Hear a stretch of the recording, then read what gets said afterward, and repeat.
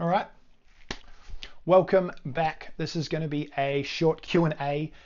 It's Nick here from 45 Degrees Sailing, and we're just going to do a short Q&A. I've had a bunch of questions come up on the YouTube channel lately. Thank you so much to everyone for all of the support, which has been absolutely awesome. So I wanted to just dive into a few of them, answer a few questions. I'll also talk a little bit about the weather, what's going on now, and what I think is going to happen for the rest of the month. And, well, the rest of the month for May, because it is the end of the month. And also, what else? I wrote it in the description and I've forgotten. Anyway, I'm going to do that stuff. Okay, so we're going to talk about that. And if you've got questions, please jump in and put them in. Yeah, just want to hear what people have got to know. I'm just here. I'm waiting for my sharpen up call, which we're going to do shortly. Oh, that's the other thing I was going to do is the sharpen up update on the sharpen up flotilla. Thank you. I'm going to run the cutscene, and I don't think the music's going to work.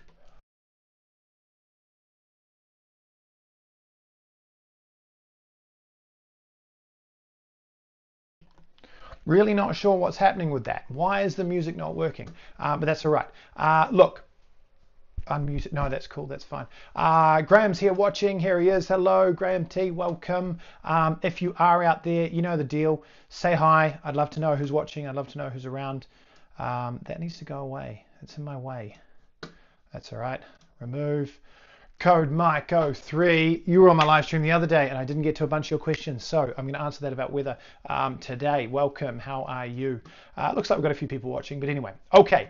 I'm going to dive into a few comments that we got on a couple of the channel things as well. This one was on vlog 121, which was Korčula to Hvar in 40 knots.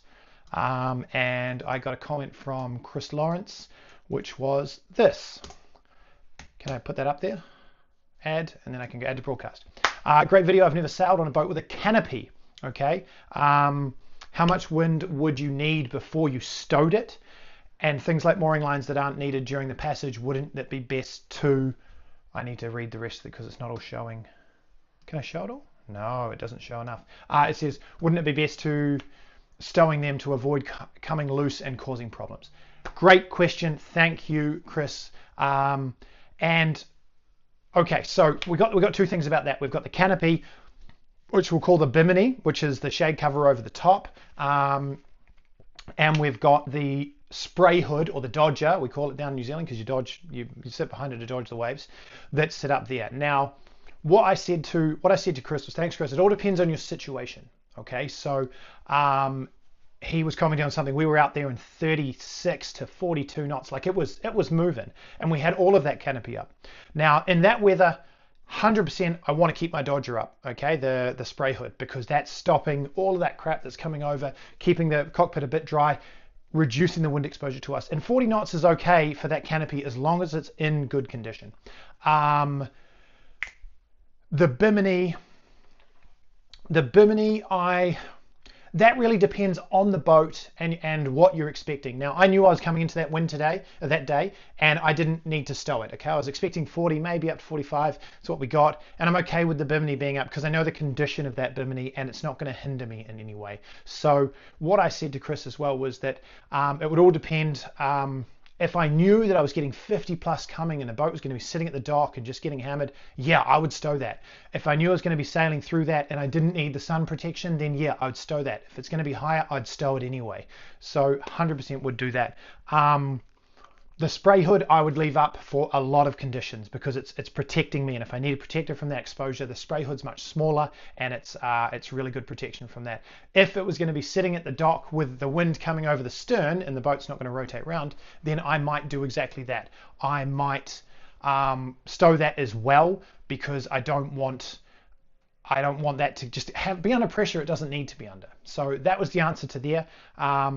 If I got into really heavy weather like that and I was already sailing, I probably wouldn't choose to try and stow the bimini while I'm under sail like that, because especially in the conditions that I was in vlog 40, which what I'm going to do, if you comment on YouTube, I'm going to share that vlog right now. Copy, I'll paste it into the comments.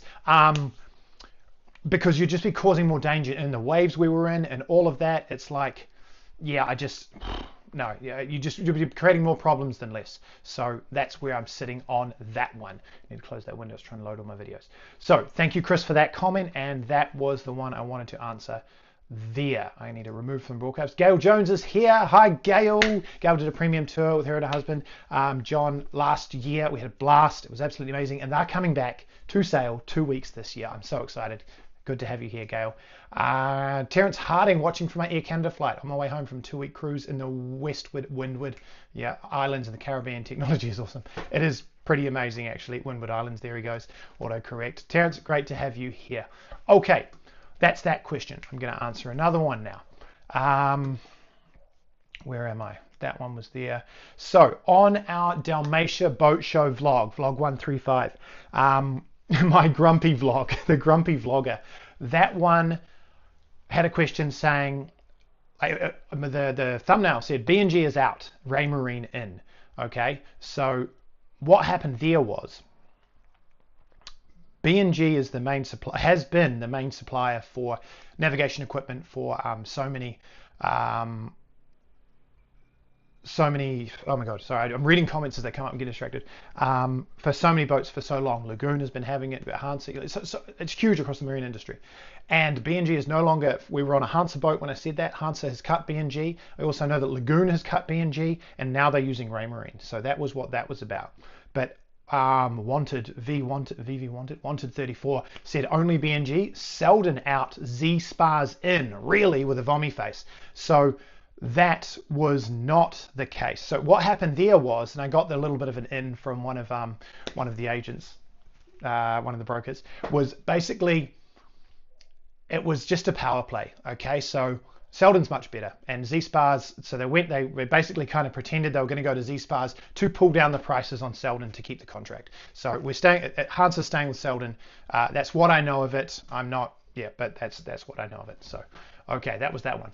Galjad Haya, can't wait to return to Croatia, can't wait to have you here. Lovro, I have to be the unluckiest sailors in these waters. I just got information from my charter company that Bavaria sent me the wrong mainsail. You are not the unluckiest. You're one of the unlucky ones. So this also happened. There was an entire line of Beneteau boats in Les Sables, France, and a new one got delivered here to did the trip and got delivered to Croatia. Heard this from the owners. The entire line of those boats got delivered the wrong mainsails. 14 of them or something on that delivery. All of them got the wrong mainsails. So there's a beautiful Beneteau 54, brand new Oceanus 54 that's got a mainsail that's too small for it. And not only that, it had a nick in the mast somewhere which is ripping the mainsail. So that was, yeah, so you're one of them. And the likeliness that anyone's going to get that problem solved before the end of the season, very low because of demand and all that crap. And unfortunately, they just kind of don't care about. This is another thing about buying boats, is you really want to look at your purchase as your after sales service. Who's going to look after you the best? Who's going to really take care of all of these details for you? And there's a lot of brokers out there and different companies that do all these deals and bring boats in, but it's the after sales service, the after sales service you really want to look out for. And remember, if you're buying a boat in charter, generally the warranty is going to be 1 year, whereas you buy it in private, it's going to be 2 years. Anyway, thank you for that comment. Lovro. Martin Gannon, good afternoon. Lovely to see you. Sal Haldis, good morning. I'm going to be sailing south of France. I don't have marina reservations and anchorages along the coast crowded in August. South of France, I am not an expert in the south of France. I've only sailed there in more off-season. I've never done the peak season there. I wouldn't choose to. I imagine it's going to be crowded, yes. And all I know is as long as you're not sailing on a catamaran, you should be okay. I went through on a catamaran. Getting a berth for a catamaran in the south of France is really hard. They just don't like catamarans, which is hilarious considering France makes so many catamarans. All right, next question. So this one was on my Stern 2 docking training. Let's copy that one in. This came from Den's Luck. Dennis's Luck, okay, 6 days ago. Nick, can you do a video on how to dock in tight spaces in small packed marinas in a windy conditions? In this video, you dock in a quite luxurious berth. Yeah, like And I think on that Q&A, I just filmed different dockings. Some of them were mine, some of them were others. And yeah, it's hard to get those really tight dockings. And I mean, I tell you, because that's a really stressful thing to do, is to dock in a really tight space on a windy day.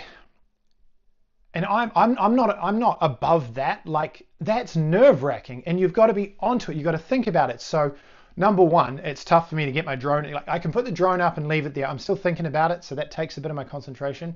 But on a windy day, 20 plus knots, I'm worried about that drone. It's €2,000 aircraft sitting in the air that I don't want to lose. So sometimes I don't have the ability to do that. I have some docking videos in tight spaces with just like GoPro footage and other footage, but it's really tough for me to go, right, I'm going to start filming all this and doing the filming when it's a really tight one and it's really windy conditions, because that is a scary situation. I will keep endeavoring to do such a thing, and maybe I can find like a 15 to 20 knot day when we've got a boat and we can plug it into a hole for you. But yeah, I apologize that I can't just pull those ones out, and when I do get the time, I can't choose the conditions. So I will keep working on that. I will 100% keep working on that. Remove from broadcast. Oh, I posted that twice. Oh, I posted on two things. Who else have we got here? A couple more questions come in. How many viewers we got? Oh, I'm down to 5. Everyone's left. That's right. I have a Bavaria 41 BT. 41 BT. Why don't I know what BT is right now? Beer boat, beer. Mike, what do you mean by BT? I might just be being stupid. Anyway, booked with Asta Yachting in 3 weeks from Dimar in Dalmatia. Any advice for a 41 footer in terms of coming into and leaving a marina? Look, I'm not knocking 41 footers. I did a Bavaria 42, C42 out of that exact marina last year, beginning of last year, for some private training for a French couple. Advice on that boat, on something like that. 41 feet is just on the threshold of size where you can actually like hold the boat. You pushing on the boat when it might be hitting something makes a difference. Once you go over that, you're not really making a difference pushing it. So the point of that is, if you're getting into trouble, remember that the engine is not the only thing that's going to help you out. Okay. And sometimes the engine is the worst thing to use, because people drive themselves, they attempt to drive themselves out of trouble, which half the time is the key. But if you don't know exactly what you're going to do and where you're going to go with it, then you can cause more damage than worth. I've always said to people, this is not my first bit of advice on this, but I've always said to people that if you get yourself into trouble in a marina, you and the boat would be far better off if you put the boat in neutral and jumped into the water, because at least then it will just drift into whatever it's going to drift into. Whereas when people try and drive themselves out of trouble, they punch holes in boats. Okay, so just keep that in mind, is that everything wants to be a little bit slower. And if you don't know what to do, then don't do it and just go into damage control. Get every crew member up and say, hey, look, we're going to drift into this. You on the helm, you just make sure you don't get forward and backwards momentum. You just stop it. So if you're going sideways, where the fenders are, you're going to come down onto that boat or rest onto that mooring line. The damage you will do in that case is so much less than if you drive into something or catch a mooring line. If you catch a mooring line around your keel, forwards or reverse, it does cause damage if you're moving and putting pressure on it. Be very careful, and don't be surprised if you lose part of your damage deposit because they've got to do some repairs because you've dragged a mooring line over the keel. Got a bit off topic on that, but it was on my mind because it was on my mind. Oh, my stream strength is dying. That's not good. Just a couple of people give me a thumbs up if we're still okay on the stream. It seems to have popped back up now. The advice is figure out your control point on the boat. Figure out where you're the most comfortable. I think it's going to be stern to the wind. Okay, it's always stern to the wind in a monohull. But figure out how to get into that position and hold station. Okay, you might have a bow thruster, you might not. Learn how you can rotate and crab walk the boat just by using forward and reverse and your rudders, or rudder. Bavaria 42, I think is a single rudder, I'm not sure. Bavaria 41 is a single rudder. Oh yeah, the 41 match. Yeah, anyway. Just learn what that is, because that makes your timing, your ability to move, your ability to get out of trouble, your ability to hold and just slow down until it works, so much greater. So that is my advice. And make sure your crew is just 100% briefed. Okay, and make sure everyone understands what's going on. Understand what you mean when you do this. Understand what you mean when you know, like with anchoring, all this sort of stuff. Just get really clear on your communication with your whole team, because that's the part that we fall down on mostly. Is trying to yell one back and forth, and then getting annoyed, and then getting this, and then not understanding people. Have a very clear process: docking, undocking, throwing lines, all of this. Okay, commands: hold, stop, ready to release, release. Okay, ease, ready to ease, secure. All of these things are going to make a huge difference to that docking situation. So well briefed, well practiced, and once you get out of the marina, you can practice that by reversing up to certain piers, or just figuring out how that boat moves before you have to do it in a specific spot. All right, Dalmatia, Marina Dalmatia can get a bit of a cross breeze sometimes depending on where you're parked, because they made it so pretty that the berths are in all sorts of different directions. So yeah, just check on that. Hopefully that was helpful. All right, we had another question come in here. Tom, hi, what do you think of an island packet as a blue water cruiser, even though it's only 4-foot draft? I don't know what that is, so I can't give you an opinion on that. Sorry. Send me a link in the comments and I'll take a look at it, because I'm interested as to what an island packet is. I don't know the boat, sorry. But I'm interested. Terence says, after sales service is critical when buying a boat. We've purchased 2 boats. First experience was terrible. Second experience was, and continues to be, the best. First rate, awesome. Excellent. Do your homework. 100%. Now that's exactly what I'm working with someone who wants to buy a boat right now. And what I'm offering them and what I'm suggesting they go for is significantly more expensive than an offer that they might get from especially a company that wants to tell you to buy a boat and put it in a charter. Significantly more expensive. And I think in the long run, it's going to be cheaper, and they're going to get a better boat, and the boat's going to have better resale value. And they're going to have a better experience. Thank you, Terence. All right, I said I'd also get to weather. Okay, wow, the last 3 days have been so calm. It's been insane. They've been really, really calm. It's been beautiful. There hasn't been a lot of wind. So it's been swimming, it's been motoring around, it's been, nice bays and no waves and all that sort of thing. And it's been hot, okay? It is like, what's the temperature out there at the moment? It's 22 degrees. It feels hotter than that. It's 22 degrees. I suppose it's 10 to 6. Okay, so that's why it was hotter early in the day. And we've got a southeast pressure system coming through tomorrow. Looks like it's going to be decent. 20 to 25 knots. Fingers crossed. We've got 2 boats going out of Stadigrad. They're probably going to head to Vis and then, to Kut or somewhere in Vis, and then down to Komija. So that will be a great time. And if you're thinking a similar thing, I'm going to watch the weather very closely for them to see if the southeast kicks up and it kicks a little bit more from the south and the waves come in, then Komija could be rolly. So unless you're on the dock or right in the good mooring field, you might have a rolly night, because the wave direction and the wind direction are going to be different. Catamarans don't feel that as much in this case, but in your mono you can be pitching over and over. Helps to have a stern light out in this situation. So weather's looking really good. I think we're going to have a hot season. It feels like it's going to be hot. And I don't know if it's going to be calm or windy or anything like that. To go by anything, we didn't get our 3 big boarders in March that everyone says, 4 big boarders we get in March, so we make it a great time. But at the same time, it has been a very mild and beautiful winter. We have had so much sun and not a lot of storms. It's not been cold. It's been really, really mild. The water's been cold, but not the weather. So that's what I've got on the weather at the moment. I'm really looking forward to the season. I can't wait to get out and sail. It's going to be great.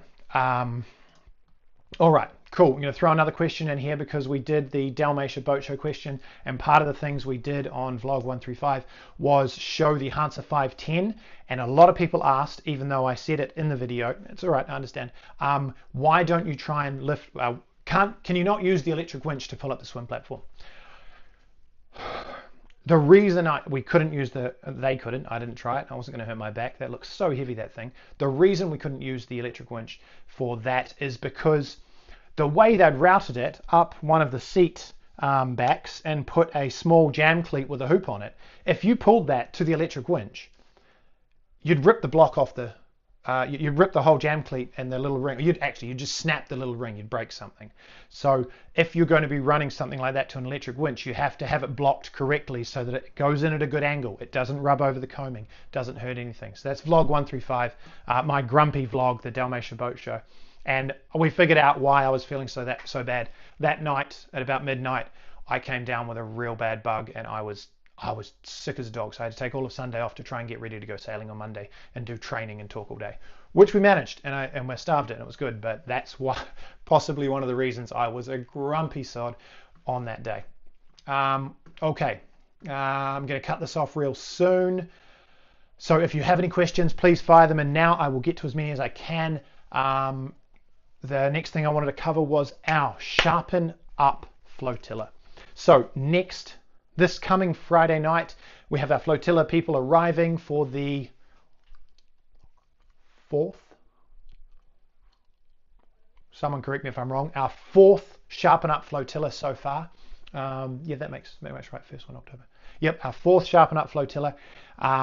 We've got 4 boats going out. I'm really excited. I love these flotillas because the mix of people is so great, and everyone's really, really honed in on learning, really keen to discover new things about their sailing, and they just want to get to that skippering on their own point. And a bunch of the people that are coming through this current lot of flotillas have done 1 or 2 or 3 of the flotillas, and I'm just watching their confidence and their ability. I love it, absolutely love it. So really excited about that. We're also rolling out our brand new Sharpen Up Skipper's Handbook. Okay, this is diagrams of docking maneuvers. This is locations. This is all of these bits and pieces around the maneuvers you'll need at those locations, completely tailored by us, completely built and written by us, by David Llewellyn, by myself, and designed and built by Meredith Buckman, who's also coming on the flotilla. And I'm really excited about that book. It's like, at the moment, it's 60 pages, and it's going to get more because there's so much good information that we can put in it. But it's going to roll out for the first iteration on Friday, Saturday with this flotilla. We're going to get all the feedback from it. We're going to tear it to bits and then rebuild it for the October flotilla, and other things. And then, I don't know, maybe it's going to be a resource. Bella, what's up? I'm talking to the camera. It's all right. You're not missing out on anything. Lost my train of thought. Come here. Come here. Come say hi to everyone. There's Bella. Yeah, I'm really excited. I think it's going to be a great resource, and it just looks really, really cool. So that might be something that we can give. I don't know, whatever. I just wanted to spill the beans and then not actually share anything about it. So keep your ears open and your eyes, and keep posted about that. God, use words, Nick. So in about 6 minutes, I'm jumping on a Zoom call with all of my flotilla peeps that can make it. Not necessarily all of them will get there because time differences and things like that, work and all those sorts of things. But that's where we're at with the flotilla. The October flotilla is completely booked. That's it. It's completely booked. So now we're taking bookings for 2025 Sharpen Up flotillas. We'll have 2 of them, as we always do. So if you are interested in doing that, you need to get in now. I think I've not booked anyone on the 2025 yet. We've just had to put it off because we've been so busy. But I've got about 6 different groups on the list. So if you want to get in for the Sharpen Up Flotilla 2025, get your inquiry in now, and we can talk and have a call with me, and we'll go over how the flotilla works and how it might or might not work for you, and if it's a fit. Love to have you. All right. Comments.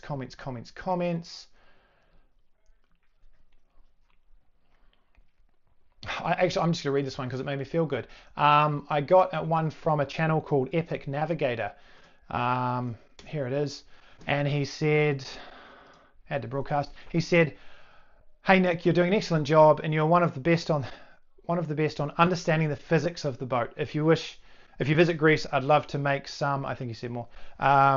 Make some work together. So hey, at Epic Navigator, thank you for that comment. I'm not sure if I've got back to you or not. I haven't gotten back to a lot of comments, and I'm getting there. But that was just cool to read amongst a few haters coming through on the comments. That was really cool to read. So thank you for that. I jumped over your channel. I checked out a couple of videos. That's really cool. So I'm looking forward to something on that. You've just got to keep on to me because I'm a little bit busy. All right, cool. That's pretty much it. What else did I say I was going to cover? Nothing, I don't think. I think that's the lot. So thank you for joining, whoever's joining. And if we get more questions on this video after it's posted, after it's live, I will answer them when I get to those comments. And see you all. And another. See you all in the. Oh, we're going to do a Friday live. We're going to do a 45D live stream Friday live. I can't even remember what they're called. 45D live on Friday, this Friday. I've set it, so now I have to do it. We're going to do that. We're going to do that on Friday. So join us at the normal time. That's me not knowing what time it is. The normal time on Friday. We're going to be giving away some more merch because we got all those on that last giveaway. We got these super thanks, which was cool. It was so cool to see all the super thanks come in. So about 80 euros worth of super thanks came in. So we're going to give away 80 euros worth of merch. So if you're on that live stream, you have a chance to win. We'll spin the wheel, but you got to be on the live stream to win. And if any more super thanks comes through from now until then, I'm going to throw that in the pool as well. So if more super thanks comes in, I'm giving away more crap. That's where it's at. Thank you for joining me, and I'll see you all on Friday. All right, I'm out.